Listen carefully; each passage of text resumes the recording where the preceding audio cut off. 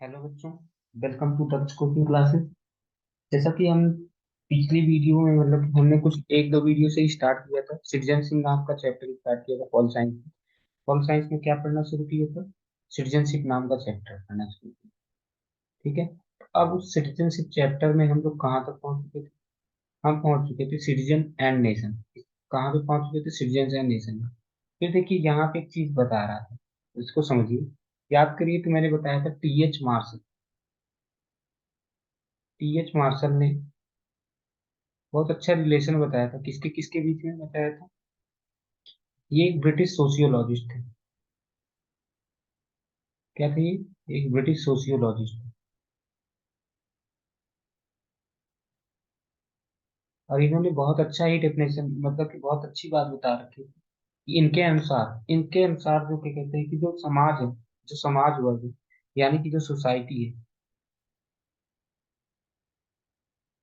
इनके अकॉर्डिंग जो सोसाइटी होती है वो क्या है? इनके अकॉर्डिंग सोसाइटी क्या थी? याद करो तो जब हमने वो बॉक्स पढ़ाया था।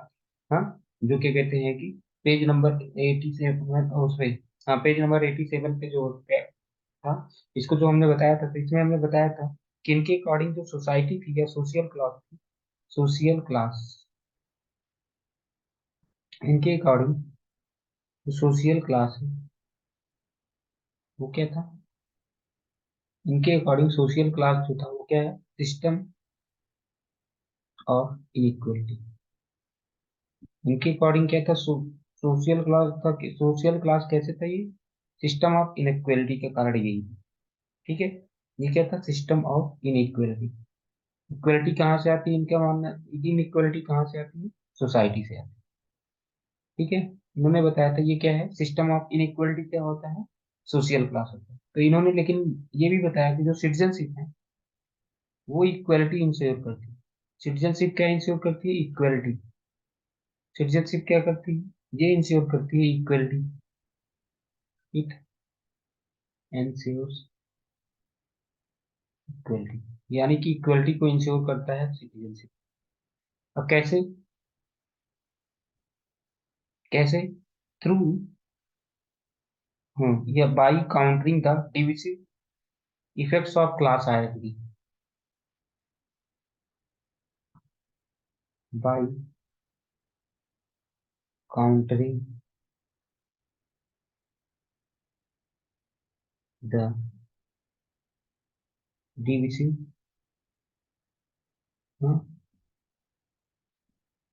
Divisive effects of class hierarchy, जितने भी डिविसिव इफेक्ट होते हैं उनको ये कैंसिल कर देता है। ठीक है, जितने भी डिविसिव इफेक्ट्स होते हैं उनको क्या कर देता है? कैंसिल कर देता है। ठीक है, यहाँ तक तो बात समझ में आ गई होगी। Of class hierarchy. ठीक है, दूसरा चीज फिर हमने बताया था कि, यानी कि citizenship facilitates the creation of, it facilitates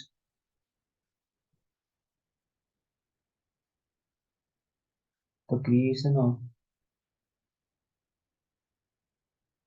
better, creation of a better integrated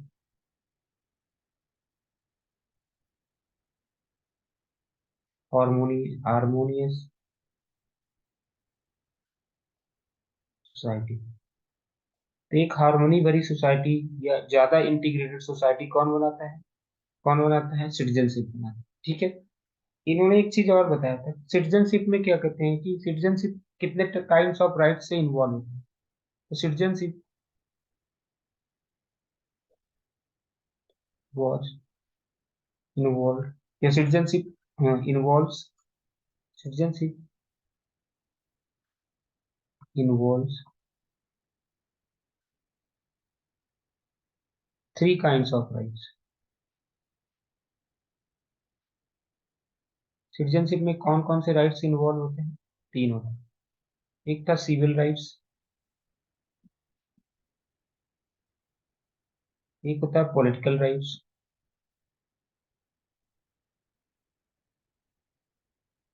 political rights, और एक होता है सोशल राइट्स। तो सिविल राइट्स कौन से होते हैं?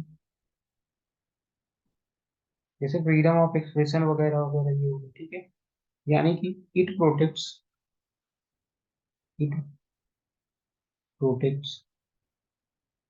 इंडिविजुअल्स लाइफ, किसी भी व्यक्ति की लाइफ को बचाता है, इंडिविजुअल की लाइफ को बचाता ही बचाता है। लिबर्टी एंड प्रॉपर्टी, उनके लिबर्टी को भी बचाता है एंड उनकी प्रॉपर्टी को भी बचाता है। पॉलिटिकल राइट्स की वजह से क्या होता है, जो सिटीजन्स होते हैं वो पार्टिसिपेट करते हैं। Enable individual to participate in a political process, किसी भी पॉलिटिकल प्रोसेस में पार्टिसिपेट करने का मौका। अगला, सोशल राइट्स में क्या हो जाता है, ये एजुकेशन वगैरह देते हैं। इट गिव्स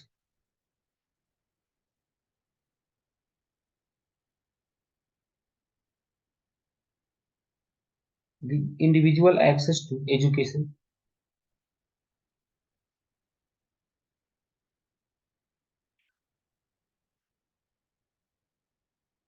इसमें एजुकेशन मिलता है एंड एम्प्लॉयमेंट।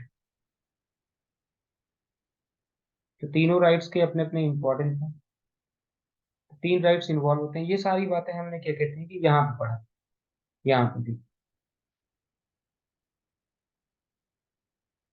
ये, यहाँ पे मैं जब बता रहा था कि सोशल जो क्या कहते हैं कि जो इस वाले बॉक्स में ये सारी बातें हमने यहाँ पे पढ़ा, ठीक है। यहाँ पे क्या होता है, क्या नहीं होता है, इक्वलिटी, इसमें सोसाइटी और क्या कहते हैं सिटीजनशिप, इक्वलिटी और राइट्स में क्या रिलेशन है, ये बताया था हमने यहाँ। यहाँ से हमने बताया था सिटीजनशिप केवल केवल लीगल कॉन्सेप्ट नहीं होता, बल्कि ये क्या होता है, larger notions of equality and rights. ठीक है, और ध्यान में रख लेना कहीं पर भी ये वर्ड मिले, नोशन वर्ड मिले, कहीं पर भी नोशन वर्ड मिले, इसका मतलब क्या होता है, कॉन्सेप्ट।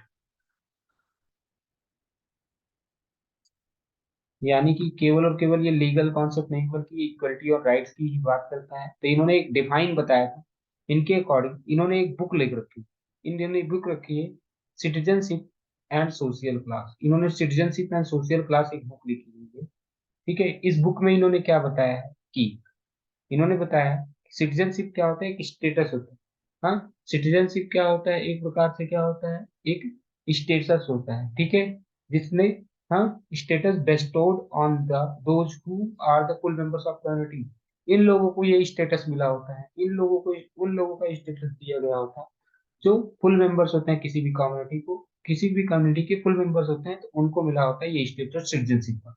लेकिन ध्यान रखने वाली बात है क्या आगे, ऑल हु पोसेस, जितने के पास में ये स्टेटस होगा वो इक्वल होते हैं with respect to rights and with respect to duty, ठीक है। उन जितने भी लोगों के पास में ये स्टेटस होता है, जितने भी लोगों के पास में सिटीजनशिप होता है, उन लोगों के पास में क्या होता है, इक्वल, वो सब इक्वल होता है राइट्स में और ड्यूटीज में भी इक्वल होता है, ठीक है। इतना बात समझ रहे हैं, इतना बात समझ रहे हैं, नहीं समझ रहे? ठीक है। इसमें जो था कॉन्सेप्ट था, जो मेन कॉन्सेप्ट इसमें दो थे। पहला था कि पहला जो था कि क्या कहते हैं कि जितने भी अधिकार हैं, जितने भी तुम्हें राइट्स मिलेंगे, ठीक है, जितने भी राइट्स हैं इनकी क्वालिटी क्या हो, बढ़े, इनकी क्वालिटी बढ़े। जितने भी राइट्स और ड्यूटी है इनकी क्वालिटी हमेशा क्या हो, बढ़े। पहला कारण ये था कि जितने भी राइट्स और ड्यूटीज है उनकी क्वालिटी बढ़ेगी। और दूसरा क्या होगा, क्वालिटी ऑफ पीपल भी बढ़ेगा, जिनके ऊपर ये क्या कहते हैं कि जिनके ऊपर जिनको ये सारी चीजें दी गई है, ठीक है, उन लोगों की भी क्या कहते हैं कि धीरे धीरे संख्या बढ़ेगी, ठीक है, जिन्हें उन्हें दिया गया है इन दो चीजों पे डिपेंड, ठीक है। पहला चीज कि क्वालिटी किसकी बढ़ेगी, क्वालिटी उसकी भी बढ़ेगी जो राइट्स और ड्यूटीज होंगी उसकी क्वालिटी बढ़ेगी। और दूसरा जितने लोगों को ये मिला हुआ है ये भी मिलेगी, वो बढ़ेगा। फिर यहाँ से एक एग्जांपल मैंने ये वाली कहानी जो बताई थी, याद करो, सुप्रीम कोर्ट वाली, कि भाई सुप्रीम कोर्ट में क्या हुआ था। सबसे पहला एक समझ लो कि ये बीएमसी जो होती है, हाँ, बीएमसी मतलब Bombay municipal corporation, Bombay municipal corporation के against, against Olga Tellis, Olga Tellis, इन्होंने क्या कहते हैं कि इन्होंने ठीक है, ओल्गा तेलिस ने क्या कहते हैं कि पीआईएल फाइल की थी। याद करो पीआईएल क्यों फाइल कर सकते हैं, पीआईएल क्यों फाइल करते हैं, जब किसी दूसरे के लिए, हाँ, दूसरे के राइट्स के लिए लड़ना होता है, दूसरे के राइट के लिए सुप्रीम कोर्ट में जाना होता है, तो उसे हम क्या बोलते हैं, पब्लिक इंटरेस्ट लिटिगेशन। तो इन्होंने फाइल किया था कहाँ पे, सुप्रीम कोर्ट में। इसके अगेंस्ट, बीएमसी के अगेंस्ट। जब ये लोग क्या कहते हैं कि उनको हटाने की कोशिश कर रहे थे, किनको हटाने की कोशिश कर रहे थे, जो लोग क्या कहते हैं कि जो लोग पेवमेंट्स पे रह रहे थे, जो पेवमेंट्स पे रहते हैं या जो स्लम्स में रह रहे थे, उनको हटाने की कोशिश किया जा रहा था। ठीक है, उन लोगों को हटाने की कोशिश किया जा रहा था जो लोग क्या कहते हैं कि पेवमेंट्स में रह रहे थे, और क्या कहते हैं कि इसका नाम ही इसका नाम ही है, क्या कहते हैं कि इस केस का नाम ही था Bombay municipal corporation versus Olga Tellis. तब मैं ये केस क्या बात कर रहा हूँ, बॉम्बे म्यूनिसिपल कॉर्पोरेशन वर्सेस, हाँ, ओलिगा टेरिस।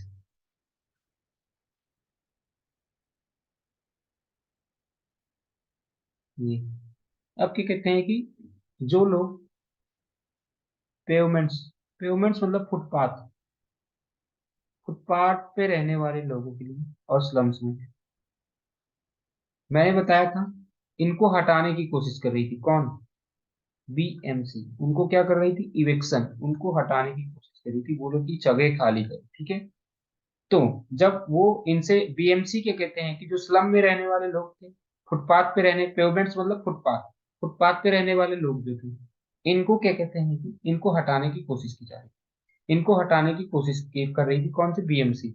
तो तो फिर क्या कहते हैं कि ओलिगा टेलिस, ओलिगा टेलिस ने इनके लोगों के राइट्स के लिए, जो यहाँ पे पेवमेंट्स में रहने वाले लोग, स्लम्स में रहने वाले लोगों के राइट्स के लिए, इन लोगों के राइट्स के लिए क्या कहते हैं कि पीआईएल दायर किया। ओलिगा टेलिस ने इसके जो पेवमेंट्स या फुटपाथ पे रहने वाले, जो स्लम पे रहने वाले लोग थे, इनकी राइट्स के लिए कहते हैं कि पीआईएल।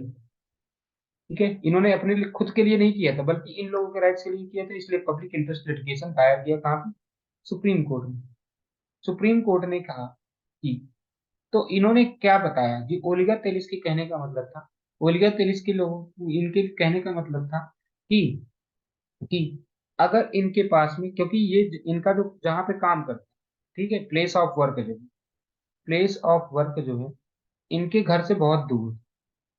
तो इस वजह से इनको कहाँ पे रहना पड़ रहा है, प्लेस ऑफ वर्क इनका बहुत दूर है, तो इस वजह से इनको क्या कहते हैं, फुटपाथ पे रहना पड़ रहा है, पेवमेंट्स पे रहना पड़ रहा है, और कहाँ पे रहना पड़ रहा है, स्लम्स में रहना पड़ रहा है। तो इनको हटाया नहीं जा सकता। अगर इनको यहाँ से हटाया जाएगा, क्योंकि इनका प्लेस ऑफ वर्क बहुत दूर है, अगर इनको यहाँ से हटाया जाएगा तो इनका राइट टू लाइवलीहुड छिन जाएगा, इनका क्या छिन जाएगा, लाइवलीहुड छिन जाएगा। अगर इनको हटाया जाएगा यहाँ से, इनका क्या छिन जाएगा, राइट टू लाइवलीहुड हट जाएगा, छिन जाएगा।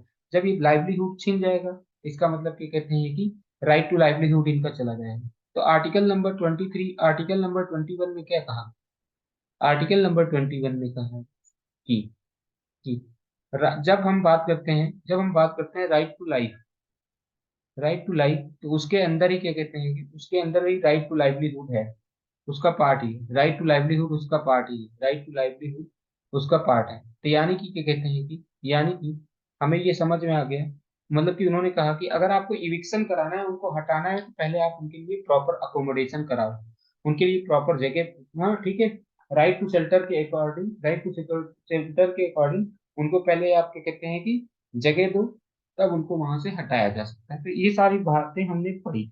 ठीक है, ये केसेस पढ़े थे, फिर उसके बाद में हमने क्या कहते हैं कि एक केस और देखा था, जिम्बाब्वे का। जब जिम्बाब्वे की बात कर रहे थे, तो उसमें हमने आपको बात ये बताया था जिम्बाब्वे में कि भैया, जो व्हाइट पीपल थे उनके पास में क्या कहते हैं कि जमीन तो ज्यादा थी, लेकिन पॉपुलेशन उनकी कम थी। और वहीं पे क्या कहते हैं कि जो ब्लैक पीपल थे वो बहुत ज्यादा लोग थे, उनकी पॉपुलेशन क्या थी, कम थी। तो यहाँ पे इक्वलिटी ऑफ राइट्स की लगभग लगभग नई बात हो रही थी। तो इन्होंने क्या कहते हैं कि लास्ट में 1997 में जो प्रेसिडेंट थे, क्या नाम है, जिम्बाब्वे के मुगाबे, हाँ, ये इन्होंने क्या कहते हैं कि इन्होंने एक अनाउंस किया था कि टेक ओवर कर लेंगे, ये क्या करेंगे, टेक ओवर कर लेंगे, क्या कहते हैं कि खेत वगैरह। ठीक है, उनसे कुछ, तो ये सारी बातें हमने पढ़ रखी थी, यहाँ तक हमने बात, हाँ ठीक है, कि क्या करेंगे, वो टेक ओवर कर लेंगे। तो इससे क्या होगा कि क्या कहते हैं कि वो खेत जो क्या कहते हैं कि ब्लैक पीपल को दे दिया जाएगा। ठीक है, इतना बात तो समझ में आ गया। फिर यहाँ पे अब आज जो हमें शुरू करना था, यहाँ से शुरू करना, तो वो सारी बातें मैंने पीछे बता रखी है। मैं सोचा एक बार फिर से समझा दूं ताकि आपको समझ आ सके। अब हम बात करते हैं सिटीजन एंड नेशन, तो वही हो गया the relationship between, relationship between citizen and nation, citizen और नेशन के बीच में क्या रिलेशन, ठीक है। अब देखो नेशन स्टेट क्या था, नेशन स्टेट का कॉन्सेप्ट अभी अभी भी अभी अभी मॉडर्न पीरियड में है, बहुत पहले का नहीं है। कॉन्सेप्ट ऑफ नेशन स्टेट कब का, अभी अभी नया आया है, ठीक है। One of the earliest assertions regarding the sovereignty of the nation state and democratic rights of citizens was made by regular revolutionaries in the France 1789। तो यानी कि ये जो कॉन्सेप्ट आया कि क्या कहते हैं कि जब हम बात करते हैं कि सॉवरेनिटी ऑफ नेशन स्टेट, जब सॉवरेनिटी की बात करते हैं, डेमोक्रेटिक राइट्स ऑफ सिटीजन की बात करते हैं, ये किस में है, इसका सबसे पहले कहाँ पे जिक्र हुआ, 1789 में। कहाँ पे जिक्र हो रहा है, सेकेंड 1789 में सबसे पहले क्या कहते हैं कि यहाँ पे डिस्कस हुआ कि सिटीजन्स के भी कुछ राइट्स होंगे, सिटीजन्स के भी कुछ डेमोक्रेटिक राइट्स होंगे, और सॉवरेनिटी भी होगी नेशन स्टेट की। ये कहाँ पे बात की जाती है, 1789। Nation states claim that their boundary define not just territory. Nation state कहते हैं कि उनकी बाउंड्री केवल ये नहीं बताती कि उनकी एक territory, but also unique culture and shared history. तो जो नेशन स्टेट्स बताते हैं, नेशन स्टेट्स किसकी वजह से बना हुआ है, केवल और केवल बाउंड्री की वजह से नहीं बना हुआ, बल्कि वहां का एक यूनिक कल्चर भी है और एक शेयर्ड हिस्ट्री भी है, ठीक है।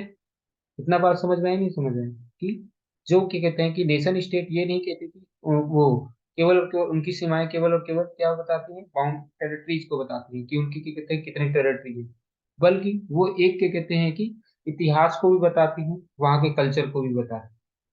बाउंड्रीज केवल और केवल क्या, केवल और केवल उनके टेरिटरी को बताती है, हाँ उनकी टेरिटरी को बताती है क्या, नहीं। उनकी टेरिटरी के साथ साथ में जो बाउंड्रीज होती है, जो बाउंड्रीज होती है उनकी टेरिटरी के साथ साथ में उनके कल्चर की भी बताती है, उनके शेयर्ड हिस्ट्री को भी बताती है। जितने भी नेशन स्टेट्स हैं ये कह रहे हैं कि क्लेम दैट क्लियर बाउंड्रीज, उनकी बाउंड्रीज केवल केवल ये नहीं बताती कि उनकी टेरिटरी कितनी, बल्कि उनकी बाउंड्रीज ये भी बताती है उनका कल्चर कैसा था और उनके शेयर्ड हिस्ट्री के बारे में बताती है। A national identity may be expressed through the symbols like, तो जो नेशनल आइडेंटिटी होती है उसमें क्या होता है, फ्लैग आता है, एक देश का फ्लैग होता है, उसका अपना नेशनल एंथम होता है, उनका अपना नेशनल लैंग्वेज होता है, certain ceremonial practices among the other things। तो उसके साथ में बहुत सारे सेरेमोनियल प्रैक्टिसेस भी होती हैं, ठीक है। तो ये सब इन्वॉल्व होती है। अब हमें समझना है कि कि इसमें अब हमें क्या कहते हैं कि अलग अलग छोटी छोटी बातों को समझना है कि एक सिटीजन के पास में क्या होता है, सिटीजन और एक्चुअल में हमें समझना है कि सिटीजन और देश के बीच में क्या रिलेशन, एक सिटीजन और देश के बीच में क्या रिलेशन, ये समझने की कोशिश। Most modern states include people of different religion. देखो जितने भी स्टेट्स हैं लगभग लगभग उसमें अलग अलग, हाँ रिलीजन के लोग हैं, अलग अलग लैंग्वेज बोलने वाले लोग हैं, अलग अलग कल्चरल ट्रेडिशंस के भी लोग हैं, हाँ जिनके क्या कहते हैं कि उनके धार्मिक सांस्कृतिक परंपरा, ठीक है, कल्चरल मतलब होता है सांस्कृतिक परंपरा जो है उनकी अलग अलग है। But national identity of a democratic state is suppose to provide citizens with a political identity. याद करो मैंने बताया था कि जो नेशनल आइडेंटिटी क्या होती है, कि नेशनल आइडेंटिटी ये होती है, वो पॉलिटिकल आइडेंटिटी होती है जो सबके द्वारा शेयर किया जाता है, ठीक है।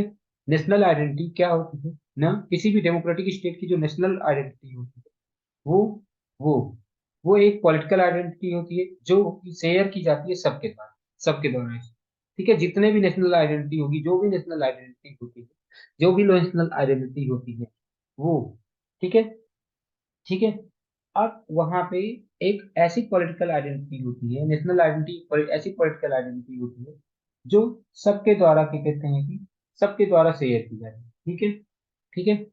क्या लिखा हुआ है फिर से यहाँ पे समझने की बात करना है, मैंने क्या बताया कि ज्यादा से ज्यादा स्टेट्स जितने भी होते हैं, ज्यादा से ज्यादा स्टेट्स होते हैं, उसमें क्या होते हैं, अलग अलग धर्मों के लोग होते हैं, अलग अलग लैंग्वेज बोलने वाले लोग। उनकी हो सकता है कि उनकी सांस्कृतिक परंपराएं भी अलग अलग हो सकता है, उनके कल्चरल ट्रेडिशंस भी अलग अलग, पर जो नेशनल आइडेंटिटी होती है, national identity of democratic state is suppose to provide, जो नेशनल आइडेंटिटी लोगों को ऐसी पॉलिटिकल आइडेंटिटी पहचान, हाँ ठीक है, जो नेशनल आइडेंटिटी होती है, national identity, but national identity of democratic state is suppose to provide, हाँ citizens with a political identity, वो उनको ऐसी पॉलिटिकल आइडेंटिटी देगी जो सबके द्वारा शेयर की जा सकती है, सबके द्वारा शेयर की जाती है, ठीक है, ऐसी पॉलिटिकल आइडेंटिटी देगी जो सबके द्वारा शेयर की जा सकती है, ठीक है।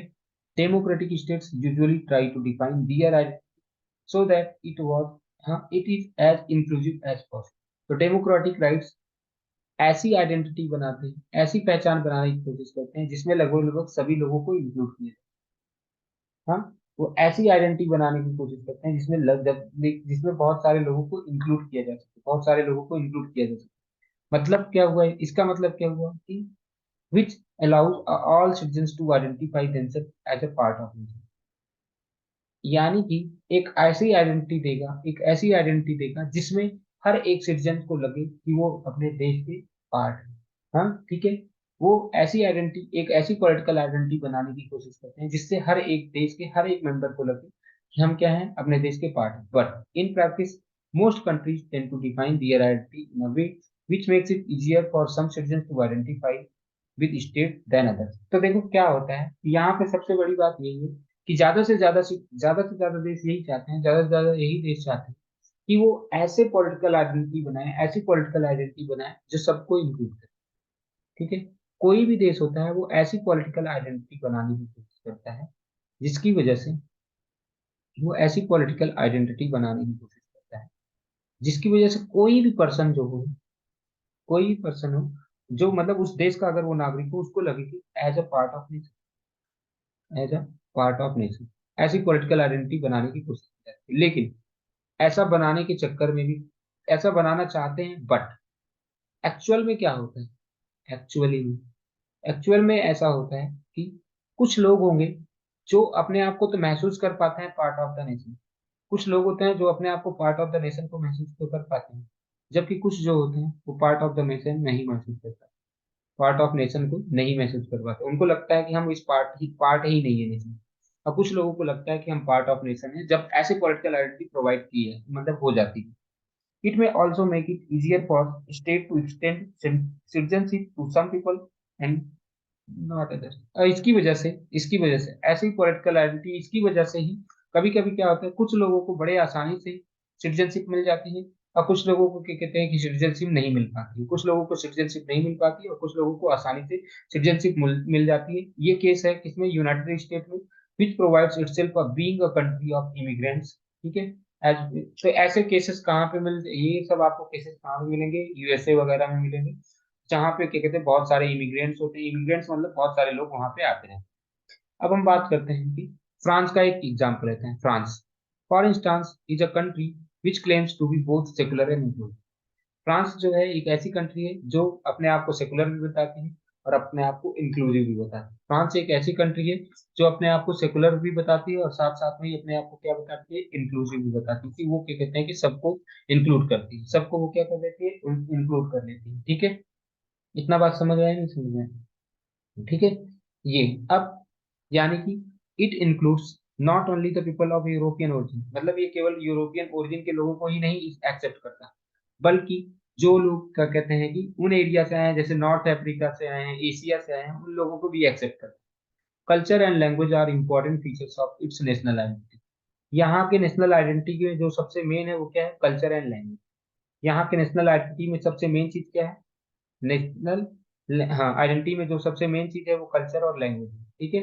And all citizens are expected to assimilate into the public aspect of their life. और ये माना जाता है कि जितने भी क्या कहते हैं कि, हाँ ठीक है, यहाँ पे जो नेशनल आइडेंटिटी किस बेसिस पे फोकस होती है, नेशनल आइडेंटिटी किस बेसिस पे फोकस होती है, हाँ, उसमें इसके क्या कहते हैं कि कल्चर पे और यहाँ के लैंग्वेज पे।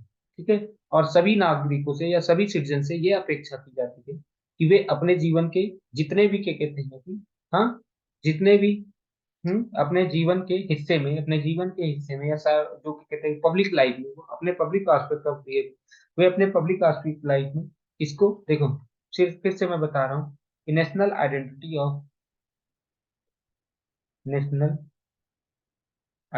Of France, national identity of France दो चीजों में काम, एक कल्चर, हाँ, एक तो कल्चर और दूसरा लैंग्वेज, कल्चर और लैंग्वेज। फिर अब इन्होंने कहा है कि ये कहते हैं कि हम हर एक नागरिक से, नागरिक मतलब सिटीजन से, हर एक सिटीजन से क्या एक्सपेक्ट करते हैं, ये एक्सपेक्ट करते हैं कि जो सिटीजन्स हैं, सिटीजन्स क्या कहते हैं कि सिटीजन्स इनका यूज करेंगे, सिटीजन्स क्या करेंगे, इनका यूज करेंगे, कौन से, जो French culture, French culture and language in their, citizens you, citizens will use, हाँ ठीक है, French culture and language in their public aspect of life.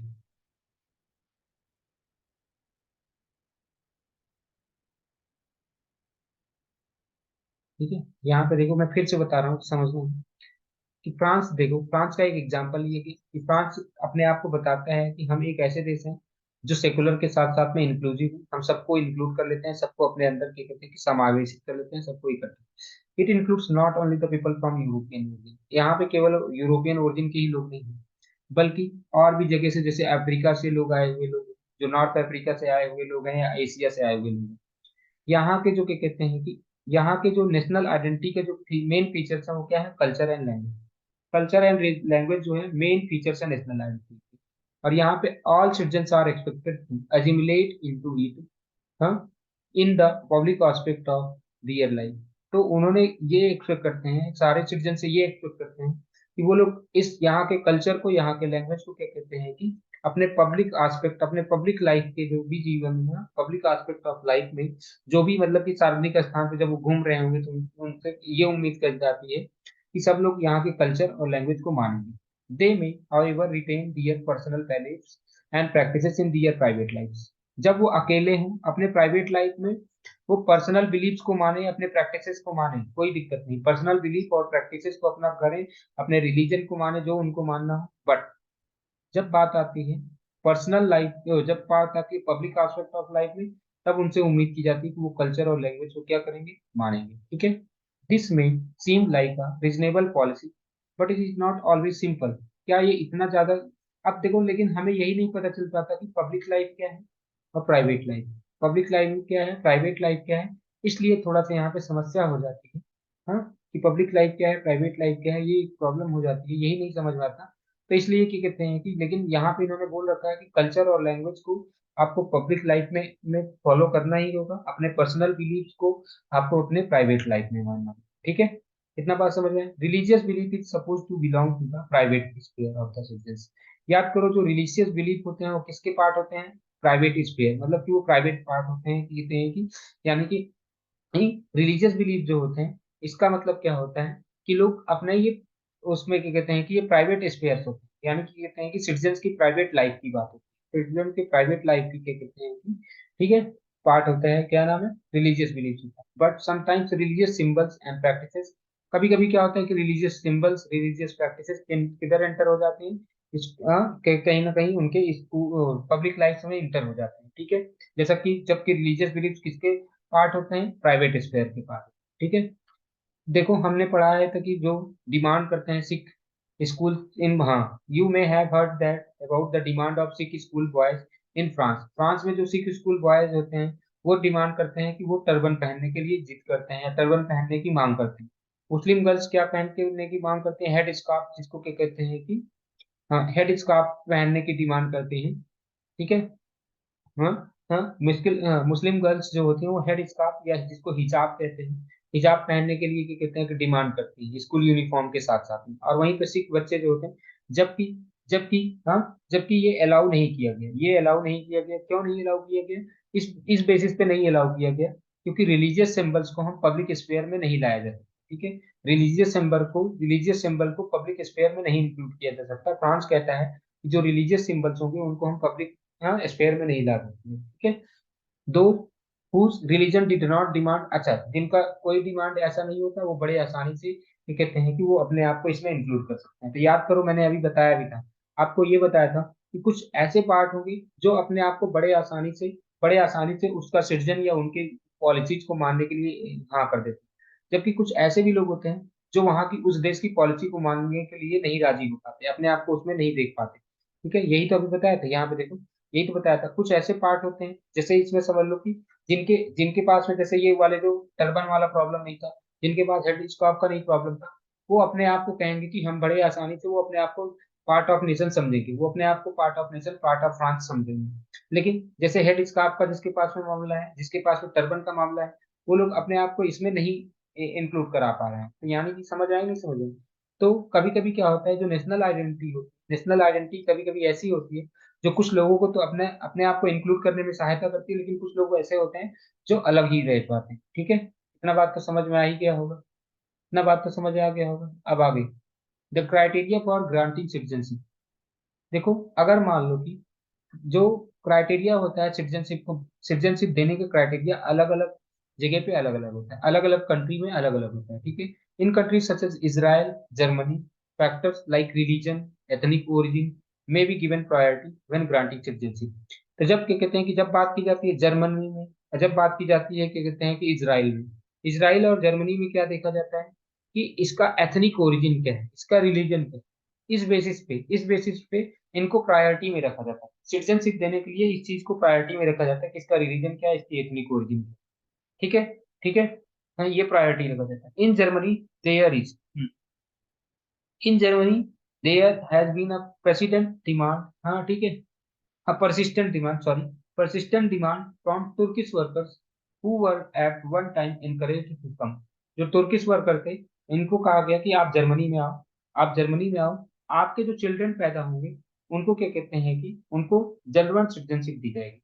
तो इन्होंने तुर्किश वर्कर्स को बुलाया, इन्होंने कहा कि आप तुर्किश वर्कर्स आओ, आप जर्मनी में काम करो, और आपके बच्चों को सीधे सीधे जो बच्चे यहाँ पे पैदा होंगे उनको हम सिटीजनशिप दे देंगे। ठीक है, ठीक है, इतना बात समझ रहे हैं। These are only few examples of the kinds of restrictions on which may be placed on citizenship even in the democratic country.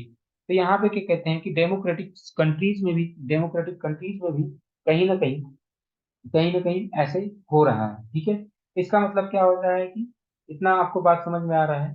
हाँ, यहाँ तक बात समझ में आ गया। ठीक है, इतना क्लियर हो गया ना। हाँ,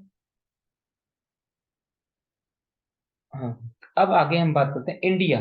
जब हम बात करते हैं इंडिया की, India defines itself as a secular. India क्या है, सेकुलर है, डेमोक्रेटिक नेशन स्टेट। इंडिया कैसा देश है, सेकुलर और डेमोक्रेटिक स्टेट है। The the movement of the independence was a broad based one, and deliberate attempts were made to bind together people in different religions। तो देखो क्या हुआ आजादी के बाद में, या आजादी के टाइम में भी क्या हो रहा था कि फ्रीडम ऑफ मूवमेंट जब चल रहा था, ठीक है, या sorry freedom of movement, independence के लिए जो भी आंदोलन हो रहे थे, उस टाइम पे भी क्या हुआ था, लोगों ने अलग अलग धर्मों के लोगों को एक साथ बांधने की कोशिश की गई, अलग अलग धर्मों के लोगों को, अलग अलग रिलीजन को, हाँ अलग अलग कल्चर्स के, अलग अलग रिलीजन्स, अलग अलग रीजन्स और अलग अलग कल्चर के लोगों को एक साथ रखने की कोशिश की गई। हाँ, ठीक है। Partition, true partition of the country did take place 1947 में। क्या हुआ था, पार्टीशन हुआ था हमारे यहाँ। इसमें मुस्लिम लीग क्या कहते हैं कि के मामलों को नहीं सुलझाया गया, तो उसका पार्टीशन हो गया। But this only strengthen those resolve of the Indian national leaders to maintain secular. तो जब ये डिवीजन हुआ, इसकी वजह से हमारा देश और ही ज्यादा सेकुलर हुआ, और ही ज्यादा इंक्लूसिव कैरेक्टर हुआ, जिसमें जिसमें हाँ कि और ज्यादा इंक्लूसिव कैरेक्टर और क्या कहते हैं कि ज्यादा सेकुलर हुआ। ठीक है, इन सब चीजों को क्या कहते हैं कि कॉन्स्टिट्यूशन में बता दिया गया कि हम देश, हमारा देश कैसे सेकुलर है कैसे नहीं है, ये सारी चीजें। और याद करो, हमने सेकुलरिज्म वाला चैप्टर में ये सारी बातें पढ़ा। अब हम बात करते हैं, the Indian constitution attempted to accommodate a very diverse society. ठीक है, इंडियन कॉन्स्टिट्यूशन ने क्या किया, अपने आप को क्या कहते हैं कि कैसे अपने आप को अकोमोडेट का मतलब है समायोजित करना, कैसे समायोजित करने की कोशिश की हुई कि जिसमें क्या कहते हैं कि बहुत सारे क्या हो गए, डाइवर्स सोसाइटी। ठीक है, इंडियन कॉन्स्टिट्यूशन ने अपने आप को कोशिश किया है कि वो अपने आप को एक डाइवर्स सोसाइटी बना करके, to maintain just few of these diversity it attempted to provide full and equal citizenship to groups as different as the scheduled caste and scheduled tribes। ठीक है, इन्होंने क्या कहते हैं ग्रुप्स को ही इक्वल, एक प्रकार से समझ लो कि इन्होंने क्या किया कि इस डाइवर्सिटी को मेंटेन करने के लिए, इस डाइवर्सिटी को मेंटेन करने के लिए इन्होंने क्या किया, जो महिलाएं थी, जो महिलाएं मतलब कि क्या कहते हैं कि यहाँ पे वुमेन्स एंड SC ST, इन सबको राइट्स दी।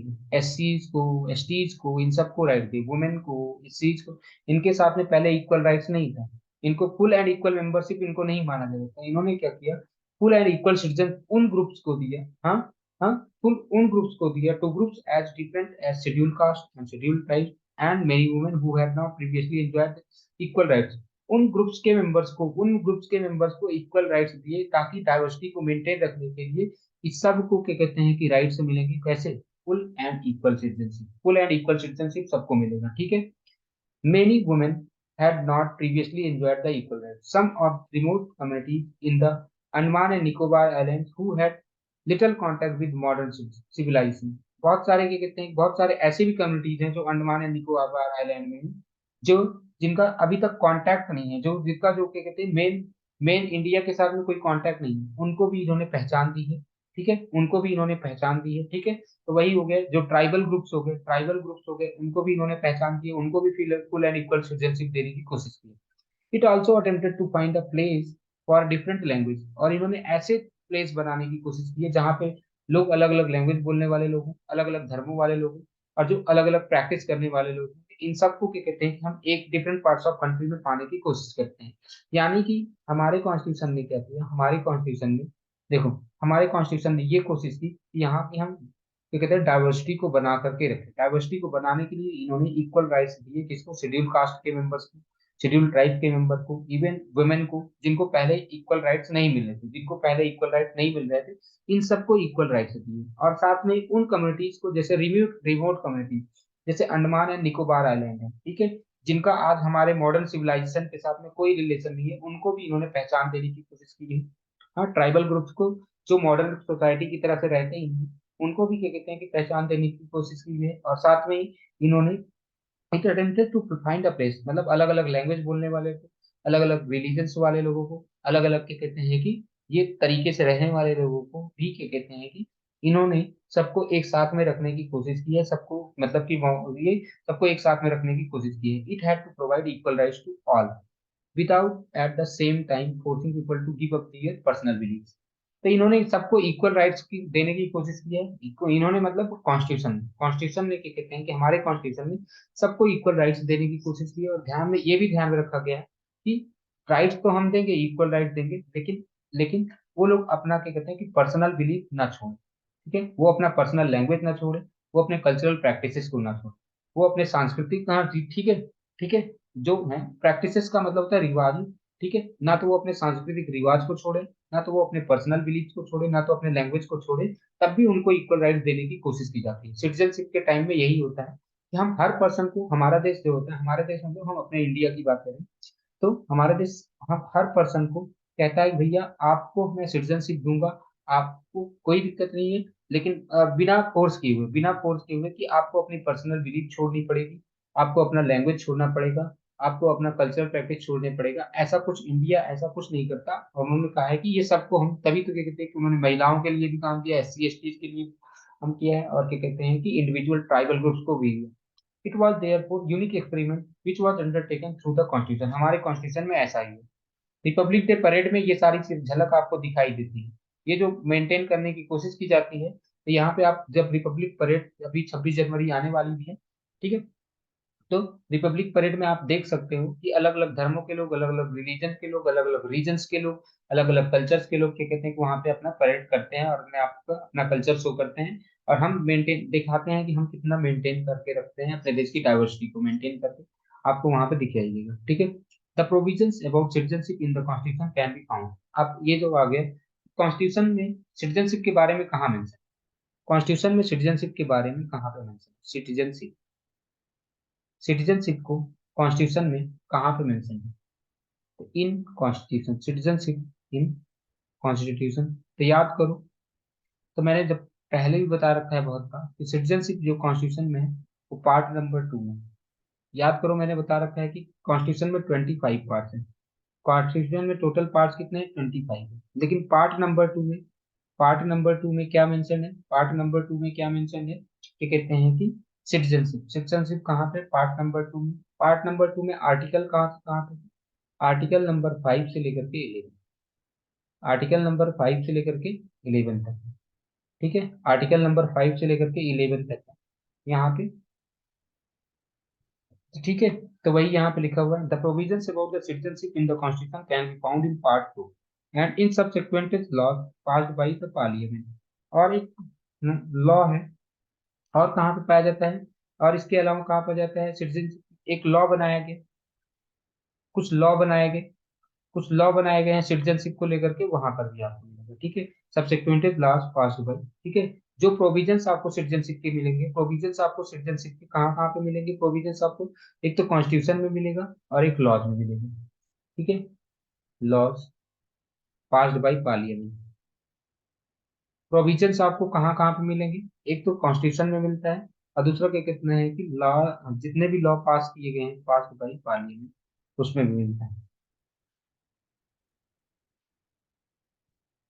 पार्लियामेंट।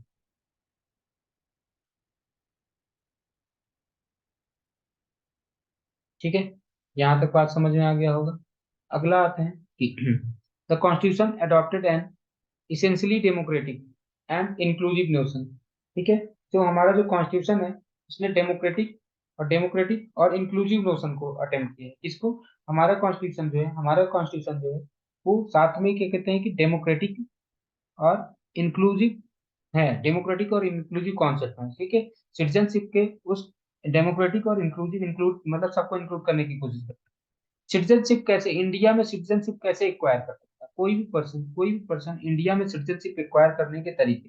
ठीक है, तो सिटीजनशिप को एक्वायर करने के चार तरीके हैं, सिटीजनशिप को एक्वायर करने के। ठीक है, सिटीजनशिप को एक्वायर करने के कितने तरीके हैं, चार तरीके।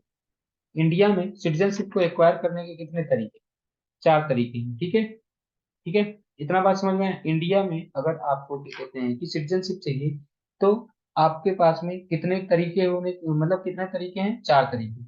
ओके, कौन कौन से तरीके हैं वो समझ। Citizenship citizenship can be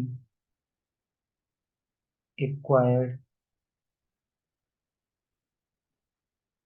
citizenship can be acquired in India in following veg.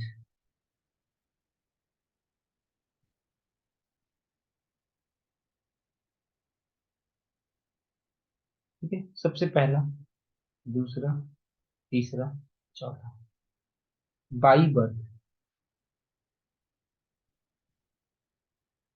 कोई भी पर्सन अगर इंडिया में पैदा हुआ है, कोई भी पर्सन अगर वो इंडिया में पैदा हुआ है, तो उसको क्या कहते हैं कि सिटीजनशिप इंडिया की मिल जाएगी, उसको सिटीजनशिप इंडिया की मिल जाएगी। ठीक है, उसके माता पिता कहीं के भी हों, इससे कोई लेना, अगर उस बच्चे का जन्म क्या कहते हैं कि इंडिया में हुआ होगा, ठीक है, तो उनको क्या कहते हैं कि बाकी कहीं पर का मतलब इस तरह का समझ लीजिए कि पाकिस्तान ऐसा कुछ नहीं है। ठीक है, तो बाई बर्थ से क्या कहते हैं कि लोगों को सिटीजनशिप मिल जाती है इंडिया। फिर सेकंड नंबर पे आता है, एक तो सिटीजनशिप किससे मिलती है, बर्थ के थ्रू, एक सिटीजनशिप किससे मिल रही है, बर्थ के थ्रू। दूसरा होता है बाई डिसेंट। बाई डिसेंट का मतलब क्या होगा कि अगर कोई कोई पर्सन मान लो कि कोई पर्सन पैदा होता है फ्रांस में, और लेकिन उसके मम्मी या पापा में से कोई भी एक व्यक्ति इंडिया के हैं। बाई डिसेंट का मतलब क्या होगा, कोई भी पर्सन क्या कहते हैं कि पैदा तो फ्रांस में होगा, लेकिन उसकी मदर या फादर में से कोई एक क्या कहते हैं कि इंडिया का है, तो क्या कहते हैं कि तब भी क्या कहते हैं कि उस बच्चे को क्या कहते हैं कि राइट्स मिल सकते हैं, उस बच्चे को सिटीजनशिप मिल जाएगी। फिर तीसरा आता है बाई डिसेंट। डिसेंट के बाद में क्या होता है, अगला आता है रजिस्ट्रेशन के थ्रू भी। बाई रजिस्ट्रेशन, रजिस्ट्रेशन के थ्रू भी आपको क्या कहते हैं कि आपको एक फॉर्म भरना पड़ेगा, इंडिया के सिटीजनशिप के लिए। अगर आप किसी और देश के क्या कहते हैं सिटीजन हो, अगर आप किसी और देश के सिटीजन हो, तो आपको एक रजिस्ट्रेशन फॉर्म भरना पड़ता है, तो उसके थ्रू आपको मिल जाएगी। लेकिन इसमें एक कंडीशन शायद होती है कि मिनिमम 7 ईयर्स आपको इंडिया में रहना होगा, तब जा करके आपको सिटीजनशिप मिलती है। मिनिमम पहले 7 ईयर्स आप रह सकते हैं, तब रजिस्ट्रेशन के थ्रू आपको, मतलब देखो इसमें कंडीशंस भी हैं, वो कंडीशंस की मैं डिस्कस नहीं कर रहा हूँ, बस मैं बता रहा हूँ कि कैसे आपको सिटीजनशिप मिल सकती है। और एक चौथा होता है बाई नेचुरलाइजेशन। एक होता है बाई नेचुरलाइजेशन, मान लो कि जो इंडिया में पैदा भी नहीं हुआ, लेकिन इंडिया में आकर के वो रह रहा था वो चाहे वो हाँ, जैसे इलीगल माइग्रेंट्स हो जाते हैं या वर्कर्स हो जाते हैं, वो रहते रहते हैं यहाँ पे इंडिया में, और वो इंडिया में रह रहे हैं, काफी साल हो गए, लगभग लगभग 14 साल हो गए। तो इनको रहते रहते जब वो 14 साल हो जाते हैं, तब क्या कहते हैं कि उनको नेचुरलाइजेशन, बाई नेचुरलाइजेशन ही उनको क्या कहते हैं कि मिल जाता है, क्या कहते हैं कि सिटीजनशिप मिल जाती है। ठीक है, क्योंकि वो 14 साल तक यहाँ पे रह रहे थे, इसकी वजह से। तो रजिस्ट्रेशन के थ्रू भी मिल सकता है, अब कोई इंडिया में लगातार रह जा रहा है, लगे रह जा रहा है, 14 साल तक रह जा रहा है, तो उसको भी क्या कहते हैं कि नेचुरलाइजेशन के बाई डिसेंट, जिसके एक कोई भी माता पिता में से कोई भी एक व्यक्ति इंडिया का रहा होगा, बाई बर्थ उस बच्चे का ही जन्म इंडिया में हुआ हो, तो इस तरीके, इन चार तरीके से किसी भी पर्सन को इंडिया की क्या कहते हैं कि, हाँ, इंडिया का सिटीजनशिप मिल सकता है, by birth, by descent, by registration, by naturalisation. हाँ, या कभी कभी क्या होता है कि इंक्लूजन ऑफ टेरिटरी, जब मान लो कि किसी भी टेरिटरी को अगर इंडिया इंक्लूड करती है, हाँ, किसी भी टेरिटरी को इंडिया अपने आप में इंक्लूड करती है बाद में, तब भी उनको सिटीजनशिप मिल जाती है, वहां के जितने भी लोग होंगे, वहां के जितने भी लोग होंगे उनको सिटीजनशिप मिल जाएगा। अगर मान लो इंडिया किसी की जमीन पे कब्जा भी करती है, हाँ, तो क्या कहते हैं कि, तो क्या कहते हैं कि मान लो कभी वॉर हुआ और हमने भी किसी भी, ना, ठीक है, जैसे अभी पाकिस्तान ऑक्युपाइड कश्मीर, पाकिस्तान ऑक्युपाइड कश्मीर है, अगर जब हम क्या कहते हैं कि इसके ऊपर हम, हाँ, जो हमारा इसमें अगर हम यहाँ तक पहुंचेंगे, जब हमारी ये भी इंडिया का पार्ट होगा, जब पीओके भी इंडिया का पार्ट होगा, तो वहां के जो रहने वाले लोग होंगे वो भी सिटीजनशिप, आप क्या कहते हैं, उनको भी सिटीजनशिप मिल जाएगी कंट्री की, ठीक है, उनको भी सिटीजनशिप कंट्री की हमारे मिल जाएगी। The rights and obligations of citizen are listed in the constitution. देखो, जितने भी राइट्स हैं और जितने भी ऑब्लिगेशंस हैं, सिटीजन्स के जितने भी राइट्स हैं और जितने भी ऑब्लिगेशंस हैं, वो कहाँ पे मेंशन है, वो कहाँ पे मेंशन है, कॉन्स्टिट्यूशन में ऑलरेडी मेंशन है, ठीक है। There is also a provision that the state should not discriminate against citizens. याद करो, मैंने पहले ही बता रखा है कि वहां पे एक प्रोविजन है, एक प्रोविजन है, हमारे कॉन्स्टिट्यूशन में एक प्रोविजन है कि हम किसी के ऊपर में, आर्टिकल नंबर 15 याद करो, आर्टिकल नंबर 15 में क्या बता रखा है, आर्टिकल नंबर 15 बता रहा है कि हमें किसी के साथ में डिस्क्रिमिनेशन नहीं करना चाहिए, ठीक है। किस ग्राउंड्स पे, किस ग्राउंड पे, कि इस बेसिस पे, only on the grounds, only on the, इस बेसिस पे हमें grounds of, only on the grounds of RRCSP, हमें डिस्क्रिमिनेशन नहीं करना है इस ग्राउंड्स पे, किस ग्राउंड पे, आरआरसीएसपी। आर का मतलब मैंने बताया था रिलीजन, रिलीजन के बेसिस पे नहीं करना है। आर का मतलब, दूसरे आर का मतलब मैंने बताया था रेस के बेसिस पे नहीं करना है। सी का मतलब मैंने बताया था कास्ट के बेसिस पे, आपको केवल और केवल रिलीजन के बेसिस पे आप किसी से क्या कहते हैं कि डिस्क्रिमिनेशन नहीं कर सकते। केवल और केवल रेस के बेसिस पे आप किसी से डिस्क्रिमिनेशन नहीं कर सकते। केवल और केवल कास्ट के बेसिस पे आप किसी से डिस्क्रिमिनेशन नहीं कर सकते। केवल और केवल सेक्स के बेसिस पे आप किसी से डिस्क्रिमिनेशन नहीं कर सकते। केवल और केवल क्या कहते हैं कि प्लेस ऑफ बर्थ पे, कि ये यहाँ का पैदा हुआ है, ये वहां से, तो इनके साथ में डिस्क्रिमिनेशन नहीं किया जाए। तो ये सारी चीजें हमने पढ़ ली है, कास्ट के बेसिस पे भी आप डिस्क्रिमिनेशन नहीं कर सकते। तो वही यहाँ पे लिखा हुआ है कि आप इस बेसिस पे किसी के साथ में डिस्क्रिमिनेशन नहीं कर सकते। The rights of religions and linguistic minorities are protected. और हमारे देश में क्या कहते हैं कि जितने भी, चाहे वो रिलीजियस माइनॉरिटीज हो चाहे लिंग्विस्टिक माइनॉरिटीज होते हैं, दोनों के राइट्स को क्या किया गया है, प्रोटेक्ट किया, दोनों के राइट्स को ही क्या किया गया है, प्रोटेक्ट किया गया है। अब आगे बढ़, however even such inclusive provisions have given rise to struggles and controversy। तो ये जो इंक्लूसिव प्रोविजंस हैं, कि मतलब किसी को साथ में हमें डिस्क्रिमिनेशन नहीं करना है, कुछ माइनॉरिटीज के लिए जो प्रोटेक्शन दिया गया है, इन सब की वजह से भी क्या होता है, कहीं ना कुछ कंट्रोवर्सी चलती रहती है, ठीक है। कि जो माइनॉरिटीज के लिए प्रोटेक्शन दिया गया है, जो कि कहते हैं कि, हाँ, किसी के साथ में डिस्क्रिमिनेशन नहीं करना है, इन सब की वजह से भी क्या होता है, इन सब की वजह से भी कहीं ना कहीं क्या होता है, कंट्रोवर्सी चलती रहती है, स्ट्रगल्स होते रहते हैं, ठीक है। Women's movements, Dalit movement, struggles of the people displaced by development projects, ठीक है। Only few of the struggles, बहुत सारे ऐसे स्ट्रगल्स हुए हैं, जैसे वुमेन मूवमेंट हो गया, क्या कहते हैं, दलित मूवमेंट हो गया, और जो ऐसे लोगों के द्वारा जो एक स्थान से डेवलपमेंट प्रोजेक्ट जब बनता है, तो उनको, जैसे मान लो कहीं पे कोई डैम बन रहा होगा, तो जब डैम बनने लगता है तो जो आसपास के गांव होते हैं उनको हटा दिया जाता है, उनको हटा दिया जाता है, तो जब जहां जाते हैं तो वहां पर भी उनको स्ट्रगल करना, ठीक है, ठीक है। तो या उन लोगों के द्वारा जो स्ट्रगल, ये कुछ ही स्ट्रगल्स होते हैं जो दिखाते हैं कि वो फुल राइट्स, उनको सिटीजनशिप के फुल राइट्स नहीं मिल रहे हैं। हाँ, ये दिखाते हैं कि फुल राइट्स उनको सिटीजनशिप के नहीं मिल पा रहे हैं। The experience of India indicates that, हाँ, ये बताता है कि democratic citizenship in any country is a project, ये प्रोजेक्ट है, ये प्रोजेक्ट है, अब जिस पे काम करना है, ठीक है, ये एक प्रोजेक्ट है, जो जो हाँ, ये बताता है कि जो डेमोक्रेटिक सिटीजनशिप होता है, एक प्रकार से ये प्रोजेक्ट है जिसके ऊपर लगातार काम होता रहता है, ठीक है। ऐसा नहीं है कि ये कोई एक पड़ाव आ गया जहाँ पे खत्म हो गया मामला, ठीक है। नए नए इश्यूज आते रहेंगे, नए नए इश्यूज आएंगे, नए नए डिमांड्स आते रहेंगे, जो मार्जिनलाइज पीपल के द्वारा, तो इनको समझना होगा और इनको सुलझाना होगा, ठीक है, ठीक है।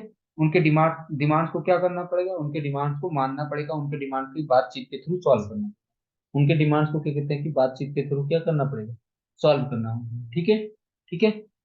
समझ आया, नहीं समझ में, नए नए डिमांड्स आते रहेंगे, नए इश्यूज आते रहेंगे, तो नए डिमांड भी होंगे, और उन डिमांड्स को क्या कहते हैं कि उनको बातचीत से सॉल्व करना ही है, ठीक है। इतना आता है। अब अगला आता है यूनिवर्सल सिटीजनशिप का कॉन्सेप्ट आता है। यूनिवर्सल सिटीजनशिप का कॉन्सेप्ट आता है और एक आएगा ग्लोबल। और बस यहीं से फिर हमारा चैप्टर खत्म होता है। जब हम बात करते हैं कि रिफ्यूजीज की, रिफ्यूजीज मैंने बताया था जो लोग अपने ना तो देश वापस जा सके हैं, जो लोग ना तो अपने घर वापस जा सके, ना तो अपने देश वापस जा सके, और ना तो उनके पास किसी भी देश का सिटीजनशिप है, वो लोग होते हैं रिफ्यूजीज होते हैं। हाँ, या इलीगल माइग्रेंट्स। हाँ, में इमेजेस में भी याद करो, इनके इमेज जब तुम्हारे दिमाग में आते हैं तो एक चीज आता है कि जो जो वो एशिया और अफ्रीका के लोग, एशिया अफ्रीका के लोग जो यूरोप में एंटर करने की कोशिश करें, या अमेरिका में, कैसे कुछ ना कुछ एजेंट्स को कुछ ना कुछ पैसे वगैरह दे करके कहीं ना कहीं वो यूरोप या अमेरिका में एंटर करने की कोशिश करते हैं। The risk are high. यहाँ पे रिस्क तो हाई होता है, लेकिन फिर भी लोग एफर्ट करते ही रहते हैं। एंड द इमेज में भी of the people displaced by war और फैमिन। तो बहुत सारे लोग होते हैं, बहुत सारे ऐसे भी लोग हैं जो वार की वजह से क्या कहते हैं कि उनका घर खोना पड़ गया है, वार की वजह से उनका घर चला गया है, और क्या कहते हैं फेमिन की वजह से उनका घर चला गया है, मतलब कि उनको जॉब नहीं, वो कहीं पे नहीं रह पा रहे हैं, मतलब उनका किसी भी देश में ठिकाना नहीं रह पा रहा है। यानी कि वो उनका घर छिन गया, उनकी सिटीजनशिप छिन गई, किसकी, वार की वजह से, फेमिन की वजह से।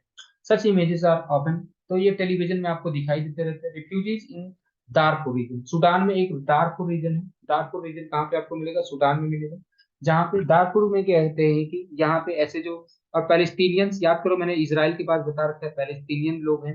बर्मीज अपने इंडिया के बगल में ही बर्मा है, बर्मा नाम का देश है म्यांमार का, वहां पे बर्मीज और बांग्लादेशी, ये सब रिफ्यूजीज आपको दिखाई देंगे। ये सब बहुत सारे एग्जाम्पल्स हैं इसके रिफ्यूजीज के, जो लोग घर भी अपने नहीं जा पा रहे, ना तो किसी उनके किसी भी देश के पास का क्या कहते हैं, क्या है, उनके उनके पास किसी भी देश का क्या कहते हैं कि सिटीजनशिप भी नहीं। All the people who have been forced to become refugees in their town. ये लोग अपने ही टाउन में, ये लोग अपने ही टाउन में क्या हो चुके हैं, अपने ही टाउन में क्या कहते हैं, रिफ्यूजी हो चुके हैं। हाँ, या अपने ही टाउन में या अपने नेबरिंग कंट्रीज में क्या बन चुके हैं, रिफ्यूजी बन चुके हैं। ठीक है, जैसे हमने बात किया बर्मीज की, पैलेस्टीनियंस की, दारफुर रीजन में जो सूडान में, और क्या कहते हैं कि हाँ बांग्लादेशी की, ये लोग क्या है, या तो क्या कहते हैं कि अपने ही देश में रिफ्यूजी बन गए, या अपने पड़ोसी देशों में जाकर के रिफ्यूजी बन गए। रिफ्यूजी तो है, लेकिन क्या कहते हैं इनके अपने पास अपने किसी भी देश का सिटीजनशिप नहीं है। और आपको पता है कि सिटीजनशिप नहीं होने के क्या क्या घाटे, सिटीजनशिप नहीं होंगे तो इनको काम करने का मौका नहीं मिलेगा, लीगल वर्क नहीं मिल सकता, क्योंकि कोई डॉक्यूमेंट नहीं है। We often assume that full membership of state should be available to all those.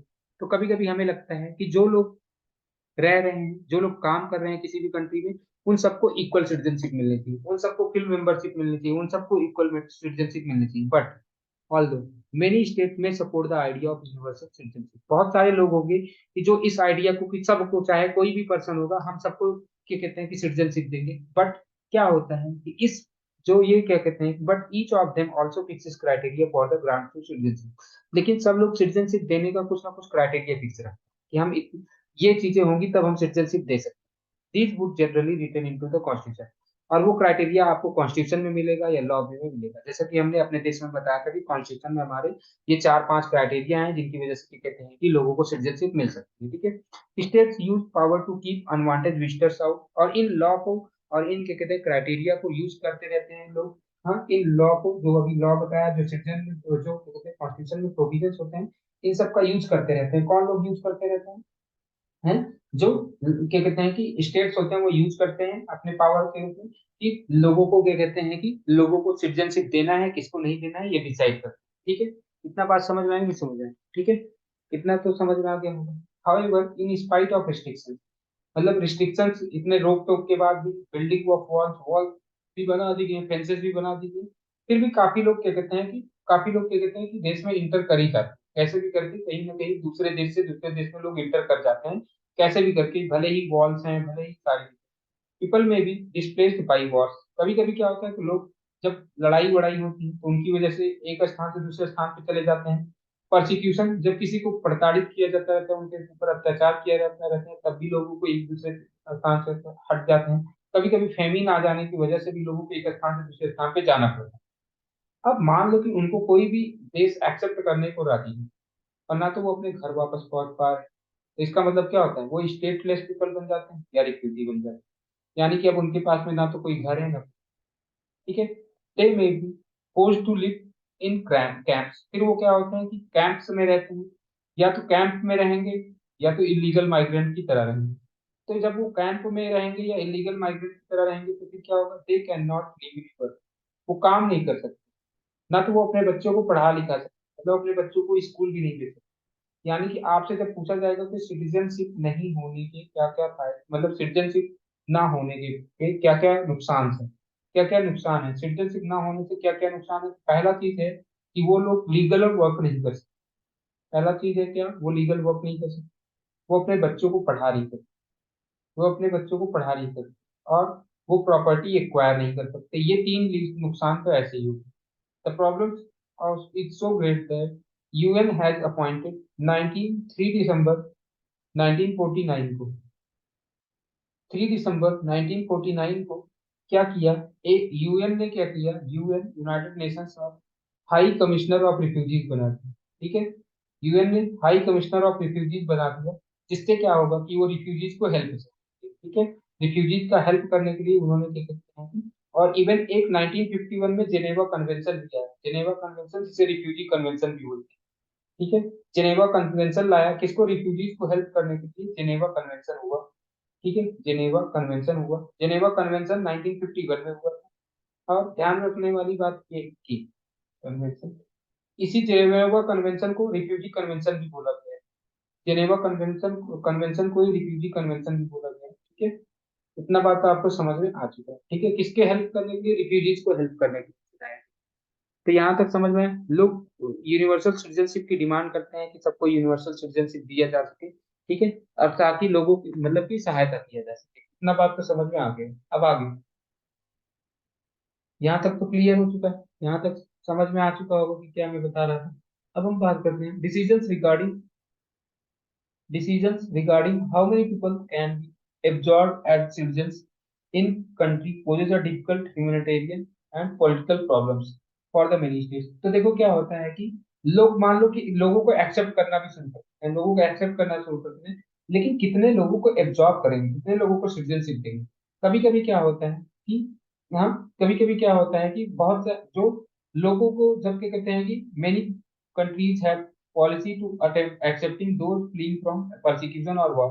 बहुत सारे ऐसी कंट्रीज है जिनकी ऐसी पॉलिसी है, ऐसी पॉलिसी है कि जो लोगों को वार से, जो लोगों को वार से भगाया गया होगा, ये क्या कहते हैं कि परसिक्यूशन के कारण भगाया गया होगा, हम उन लोगों को एक्सेप्ट कर लेंगे, but they may not want to accept unmanageable number of the people. अब वो एक्सेप्ट तो करना चाहते हैं, लेकिन अब इतने सारे लोग आ जाए, बहुत सारे लोग आ जाएंगे, तो वो भी तो एक समस्या ही होगी, वो भी तो एक समस्या होगी, जिसकी वजह से कंट्री की सिक्योरिटी क्या हो जाएगी, गड़बड़ हो जाएगी। ठीक है, कंट्री की सिक्योरिटी, कंट्री का अब पता चले कि कोई आ रहा है, हाँ, क्या कहते हैं कि वो देश को बर्बाद करने के लिए वहां आ रहा हो, बम वगैरह लेकर के आ रहा हो, कुछ ना कुछ सिक्योरिटी थ्रेट होता है। ठीक है, तो सारे इतने सारे लोगों के लिए भी सिक्योरिटी थ्रेट होगा, इकोनॉमिक प्रॉब्लम भी हो सकती है। ठीक है, इंडिया इंडिया भी क्या कहते हैं कि रिफ्यूजी को क्या कहते हैं कि प्रोवाइड, हाँ, इंडिया इटसेल्फ ऑन प्रोवाइड, हाँ, prides itself on providing refugee to persecuted peoples. India भी क्या कहते हैं कि परसिक्यूटेड पीपल्स को क्या कहते हैं कि रिफ्यूजी दे, मतलब कि शरण में रखता है, उनको भी क्या कहते हैं कि रिफ्यूजी बना करके रखता है। बहुत सारे इंडिया में बहुत सारे लोग हैं जो क्या कहते हैं कि रिफ्यूजीज आते हैं, जैसे दलाई लामा आए थे। दलाई लामा और उनके फॉलोअर्स कब आए थे, 1959 में, जब क्या कहते हैं तिब्बत के ऊपर चाइनीज ने कब्जा किया था। जब तिब्बत के ऊपर चाइनीज ने कब्जा किया, तो जो दलाई लामा है और उनके फॉलोअर्स को हमारे देश ने क्या कहते हैं कि एज अ रिफ्यूजी, हाँ, एक्सेप्ट किया था, एज अ रिफ्यूजी उनको एक्सेप्ट किया। ठीक है, entry of people from neighboring countries has taken place along all the borders of the Indian state। अब देखो सारे इंडियन स्टेट के जो बॉर्डर्स होते हैं, वहां पे बहुत सारे लोग क्या कहते हैं कि अभी भी आते रहते हैं, अभी भी आते रहते हैं, और आते भी रहे पहले से भी, अभी भी आते हैं। Many of these people maintain, हाँ, रिमेन, कभी कभी क्या होता है, बहुत सारे ऐसे लोग होते हैं स्टेटलेस लोग रह जाते हैं, मतलब ना तो उनके पास किसी भी देश का क्या कहते हैं कि मेंबरशिप नहीं होता, किसी भी देश का सिटीजनशिप नहीं होता, तो वो लोग या तो कैंप में रहते हैं या तो इलीगल माइग्रेंट की तरह रहते हैं। ठीक है, या तो कैंप में रहेंगे, या तो अगर देश के बीचों बीच में रहेंगे तो किसमें रहेंगे, हाँ, इलीगल माइग्रेंट की तरह रहेंगे। Only relatively few of them is evidently granted citizenship. सबको, अच्छा, जो ये कैंप्स में रह रहे हैं, इलीगल माइग्रेंट की तरह रहे हैं, सबको सिटीजनशिप नहीं मिल पाती, कुछ लोगों को ही मिल पाती है। ठीक है, such a problem pose a challenge. इसकी वजह से क्या होता है, to the promise of democratic citizenship. तो यानी कि इसकी वजह से क्या कहते हैं, किसके ऊपर चैलेंज आ गया कि डेमोक्रेटिक सिटीजनशिप, जिसमें क्या होता है कि हाँ, हाँ, which is that the rights and identity of citizen would be available to all people in the contemporary identity. हाँ, तो हम यहाँ पे ये मानते हैं कि भैया डेमोक्रेटिक सिटीजनशिप में क्या होता है कि सबको अधिकार मिलेंगे, क्या होता है, सबको अधिकार मिलेंगे, जो भी लोग हैं सबको अधिकार मिलेंगे, ठीक है। कंटेम्प्रेरी वर्ल्ड में जितने भी लोग हैं इस दुनिया में, सबको किसी ना किसी देश का मेंबर बनाया जाएगा, सबको क्या कहते हैं कि अधिकार होने चाहिए।